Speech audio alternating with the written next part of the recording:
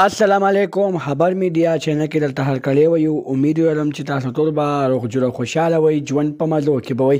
دوستانو مینوالو د یحیی ماشوم د مور تازه بیان راغلی چې په هغه بیان کې مور ډیر زیات دردونکي بیان کړی دی. مور ډیر زیات په چغو چغو باندې جړلې دي، ځان له د خپل زړه یو بوج کوز کړی دی. په هغه بوج داسې قسمه کوز کړی دی دوستانو.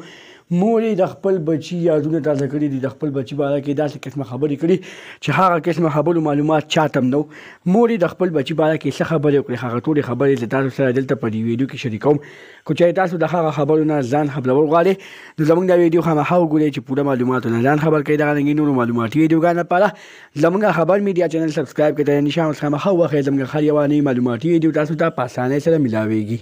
دوستانو مینوالو د یحیی ماشوم باره کې تازه خبر رامخې ته شوی دی چې د یحیی ماشوم مور بیبي په سرو سترګو باندې جړلې دي او د یحیی ماشوم مور جړه فریاد کوي، وایي چې زما بچی ماته ډېر زیات ګران و، ما الله تعالی د بدري بچي راکړي و چې دغه یو بچی زما مشر بچی و، زما مشر بچی چې کویت ته ورغورځېدلی دی نو هغه زما دویم نمبر چې کوم بچی دی هغه لیدلی دی.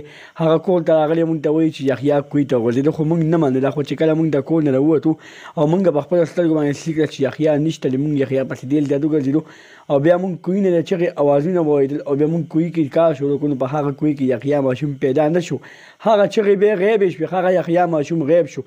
دوستانو مور یې په سرو سترګو باندې جاري د خپل بچي باره کې داسې قسمه بیان وکړو. د هغه بیان اورېدلو نه پس د هغه چې کوم کسانو هغوی هم ورته ډېر زیات په ژړا شول، هغوی هم په سرو سترګو باندې وژړل او وایي چې الله تعالی د بچي غم چاته نه ښیي، ځکه چې یحیی ماشوم ډېر زیات ښه بچی و.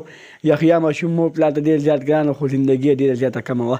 الله تعالی دې د ټولو ماشومانو حفاظت وکړي. مونږ ته پکار دي چې مونږ د خپلو بچو حفاظت وکړو. دغه رنګې نورو معلوماتي ویډیوګانو لپاره زموږ خبر میډیا چینل سبسکرایب کړئ. نشان اوس خامخا ووهئ، زموږ هر یوه نوې معلوماتي ویډیو تاسو ته په اسانۍ سره میلاویږي.